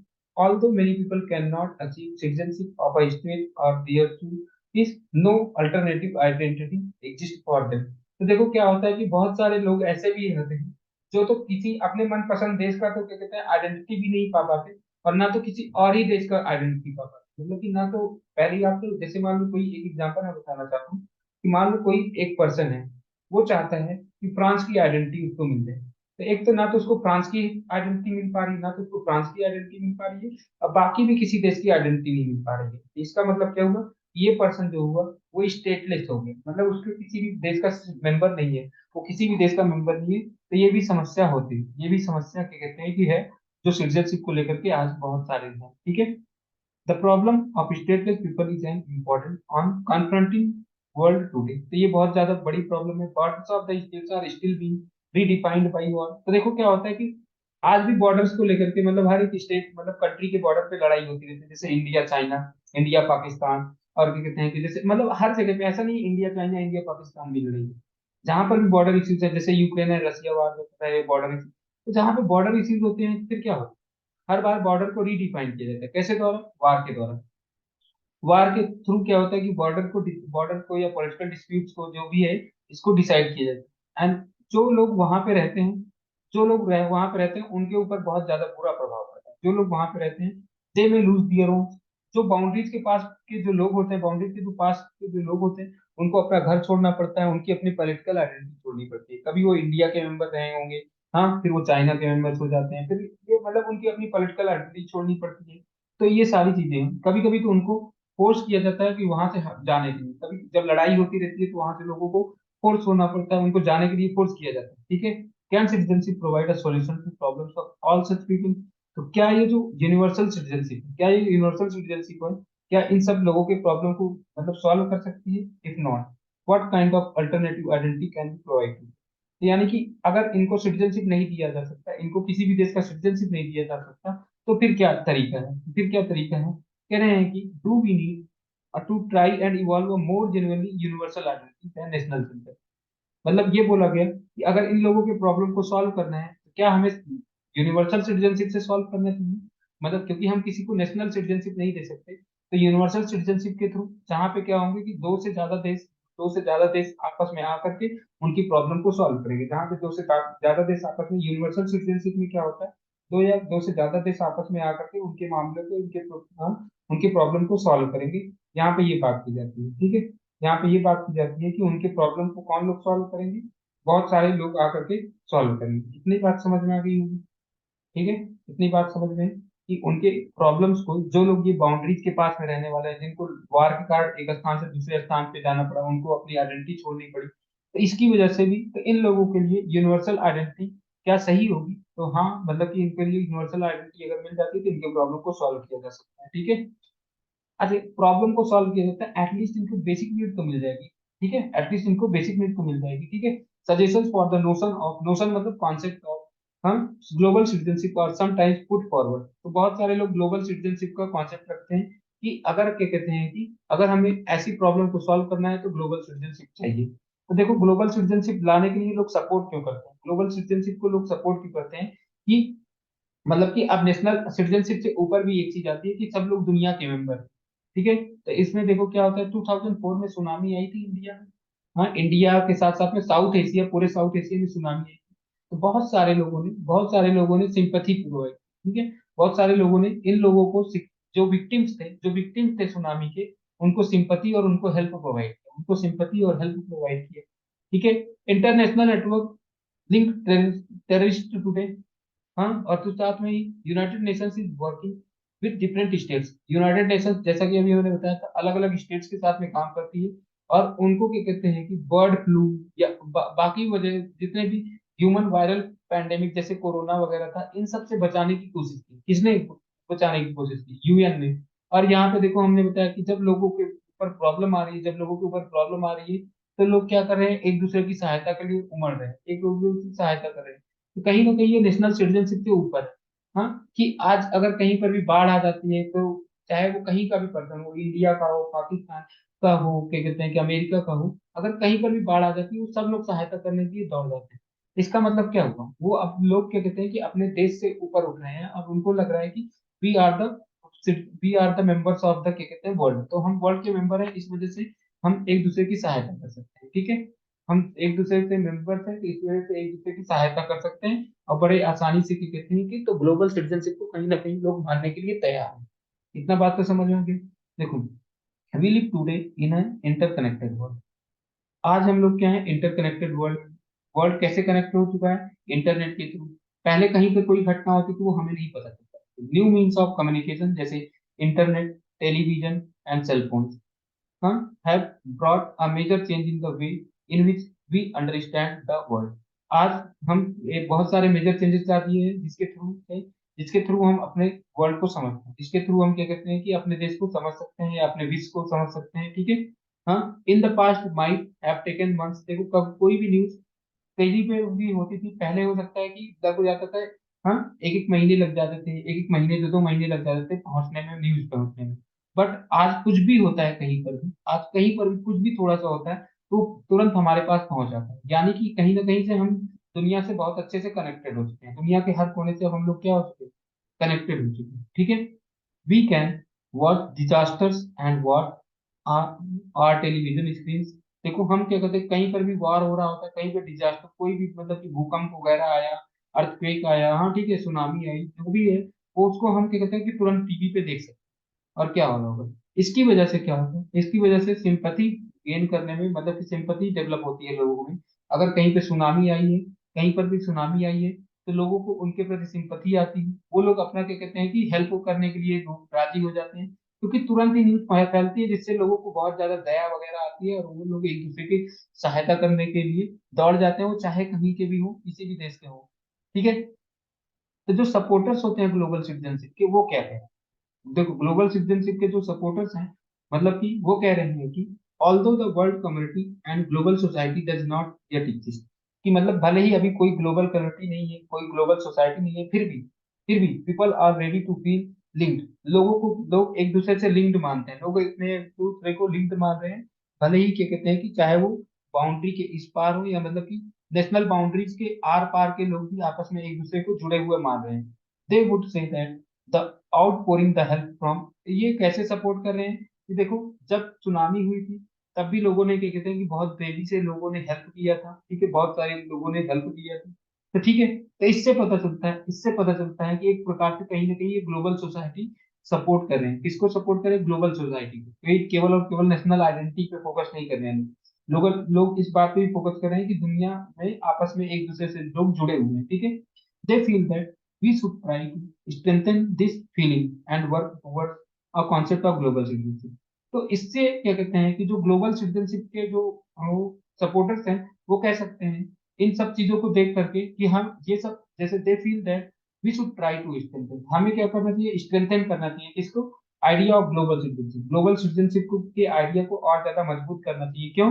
क्योंकि लोग अब एक दूसरे के लिए क्या करते हैं कि जुड़ा हुआ महसूस करते हैं, वो एक दूसरे के लिए जुड़ा हुआ महसूस करते हैं। वो क्या कहते हैं कि सबको, हाँ, सबके लिए क्या कहते हैं कि काम करने के लिए राजी है, कहीं पर भी मतलब कोई भी परेशानी आ जाती है, सब लोग एक प्रकार से सहायता करने के लिए दौड़ आते हैं। ठीक है, सब लोग एक दूसरे की सहायता करने के लिए राजी होते हैं। The concept of national citizenship assume that our state can provide us, हाँ, and the with the protection and rights. कह रहे हैं कि हमें क्या कहते हैं कि राइट्स और प्रोटेक्शन प्रोवाइड करता है हमारा स्टेट, लेकिन हाँ, जिसमें हम क्या कह सकते हैं कि बड़े ही अच्छे से रह सकें, विद डिग्निटी, हम लोग कैसे डिग्निटी के साथ में रह सकें। याद करो, मैंने बताया था डिग्निटी मतलब होता है सम्मान भरा जीवन हम जी सकें, या गरिमा भरा जीवन हम जी सकें, ऐसा हमारा स्टेट प्रोवाइड करे। बट बहुत सारी ऐसी प्रॉब्लम्स होती हैं जिनका हमारा स्टेट खुद देखभाल नहीं कर सकता। जब कोई स्टेट देखभाल नहीं कर सकता, यानी हमारा देश नहीं देखभाल कर सकता, तब हमें क्या करना पड़ता है, तो ये कह रहे हैं कि तब in this situation individual rights guaranteed by state sufficient to protect the freedom of people today. तो कह रहे हैं कि अगर वो लोग आज हमारे समस्याओं को सॉल्व नहीं कर सकते, तो फिर क्या होगा, फिर तब ग्लोबल सिटीजनशिप का कॉन्सेप्ट आता है कि जब हमारे देश के लोग, जब हमारा देश हमारा प्रोटेक्शन ना कर सके, हमारा देश हमारे कहते हैं कि राइट्स को प्रोटेक्ट ना कर सके, तब क्या कहते हैं कुछ ऐसे प्रॉब्लम्स होगी जो इनको हमारा देश हमसे नहीं सॉल्व कर सके, तब वहां पे कॉन्सेप्ट आ जाता है ग्लोबल सिटीजनशिप। हाँ, ग्लोबल सिटीजनशिप या ह्यूमन राइट्स। याद करो मैंने बताया था ह्यूमन राइट्स क्या होते हैं, एक ऐसे राइट्स होते हैं जो जो अक्रॉस द मतलब कि अक्रॉस द नेशनल बाउंड्रीज होते हैं, वो कहीं पर भी मतलब कि हर जगह पे सेम ही होते हैं, वो कहीं पर भी हो, ह्यूमन राइट्स सबके लिए सेम होते हैं। ठीक है, तो वही कह रहे हैं कि तब वहां पे ह्यूमन राइट्स और ग्लोबल सिटीजनशिप काम आता है जब एक देश अनेबल हो जाता है अपने देश के लोगों के प्रोटेक्शन करने में ये सारी चीजें। One of the attraction of the notion of the global system is that it might make it easier to deal with problems with extent across the national boundary। उन प्रॉब्लम्स को बड़े आसानी से, ग्लोबल सिटीजनशिप का फायदा क्या है, paper में पूछा जाता है कि ग्लोबल सिटीजनशिप का फायदा क्या हो, तो आप बता सकते हो कि ये उन प्रॉब्लम को बड़े अच्छे से सॉल्व कर लेगा जो दो देशों के बाउंड्रीज के बीच में है, जो दो देशों के बीच में झगड़ा चल रहा होगा, तब उन प्रॉब्लम्स को बड़े आसानी से सॉल्व करेगा। ठीक है, and which therefore need cooperative actions by the people. उन प्रॉब्लम्स को आसानी से सॉल्व करेगा जिसमें क्या होगा कि दो स्टेट्स के बीच में या दो दो गवर्नमेंट के बीच में, ठीक है, दो गवर्नमेंट के बीच में अगर उनको कॉपरेशन के साथ में मतलब कि बातचीत करके सॉल्व हो सकता है, तो उन प्रॉब्लम्स को ये बड़े आसानी से सॉल्व कर सकते हैं। For instance it might take it easier to find an acceptable solution to the issue of migrants and stateless peoples. जो माइग्रेंट्स होंगे, जो स्टेटलेस पीपल हैं, उनके प्रॉब्लम को सॉल्व कर सकता है, उनको कम से कम बेसिक राइट प्रोवाइड करा। जो ग्लोबल सिटीजनशिप होगा, जो माइग्रेंट्स होंगे, जो स्टेटलेस पीपल होंगे, और जो क्या कहते हैं कि रिफ्यूजीज होंगे, या जो क्या कहते हैं कि, और उनको कम से कम क्या मिला देगा, वो बेसिक राइट्स मिला देगा, बेसिक राइट्स दे देगा। ठीक है, जिसकी वजह से वो बड़े आसानी से रह सकते। ठीक है, इतना बात समझ में आ गया होगा। जब हम बात करें थे इक्वल सिटीजनशिप, किसी भी कंट्री में इक्वल सिटीजनशिप को कैसे थ्रेटन किया जा सकता है, कैसे इक्वल सिटीजनशिप को किस बात से खतरा हो, कि जब लोगों को सोशियो इकोनॉमिक इनइक्वालिटीज, और ये जो सोशियो इकोनॉमिक इनइक्वालिटी कौन देता है ये नेशनल सिटीजनशिप। नेशनल सिटीजनशिप के थ्रू क्या इंश्योर किया जाता है, नेशनल सिटीजनशिप के थ्रू, नेशनल सिटीजनशिप के थ्रू, ठीक है, नेशनल सिटीजनशिप के थ्रू सोशियो इकोनॉमिक इनइक्वालिटी को खत्म किया जाता है। ठीक है, हाँ ठीक है, such problems are ultimately only solve by governments and people of that particular society. जितने भी सोशियो इकोनॉमिक इनइक्वालिटी होती है उनको किसके थ्रू सॉल्व किया जाता है, केवल और केवल नेशनल सिटीजनशिप के थ्रू, उनको ग्लोबल सिटीजनशिप के थ्रू नहीं सॉल्व किया जा सकता। तो आपको एक फायदा भी पता चल गया ग्लोबल सिटीजनशिप का, एक नुकसान भी पता चल गया। नुकसान ये है कि सोशियो इकोनॉमिक इनइक्वालिटी को ग्लोबल सिटीजनशिप नहीं सॉल्व कर सकती, उनको नेशनल सिटीजनशिप सॉल्व कर सकती है। ठीक है, तो इसलिए ये जरूरी है कि full and equal membership of state remains important people for today. आज भी इसीलिए क्या कहते हैं कि फुल एंड इक्वल मेंबरशिप, क्या कहते हैं कि फुल एंड इक्वल मेंबरशिप को लोग नेशनल सिटीजनशिप को ज्यादा सपोर्ट करते हैं, नेशनल सिटीजनशिप को ज्यादा सपोर्ट करें, उसका भी रीजन ये है कि जो सोशियो इकोनॉमिक इनइक्वालिटी होती है वो नेशनल सिटीजनशिप हटा सकती है, वो क्या कहते हैं कि ग्लोबल सिटीजनशिप नहीं हटा पाती। लेकिन कुछ ऐसी भी प्रॉब्लम्स होती है जिनको जो जो नेशनल सिटीजनशिप नहीं कर पा रही, तो उसको क्या कहते हैं ग्लोबल सिटीजनशिप के थ्रू हटाया जा सकता है। ठीक है, इतना बात समझ में आई, नहीं समझ में? ओके, तो अगर हम क्या करें, ग्लोबल सिटीजनशिप और नेशनल सिटीजनशिप को जोड़ दें तो क्या होगा, बहुत सारी ऐसी प्रॉब्लम्स होगी जिनको हम बड़े आसानी से सॉल्व कर सकते हैं। वो जो प्रॉब्लम्स होंगी, जो चाहे भले ही एक देश के अंदर की हो, चाहे दो देशों के अंदर की प्रॉब्लम हो, चाहे वो क्रॉस द बाउंड्रीज प्रॉब्लम होगी, उनको हम सॉल्व कर सकते हैं जब ग्लोबल सिटीजनशिप और क्या कहते हैं ग्लोबल सिटीजनशिप और क्या कहते हैं कि नेशनल सिटीजनशिप को अगर जोड़ दिया जाएगा। ठीक है, इस प्रकार से ये चैप्टर हमारा खत्म हो गया है।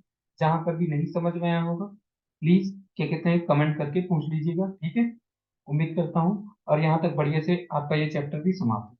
ठीक है।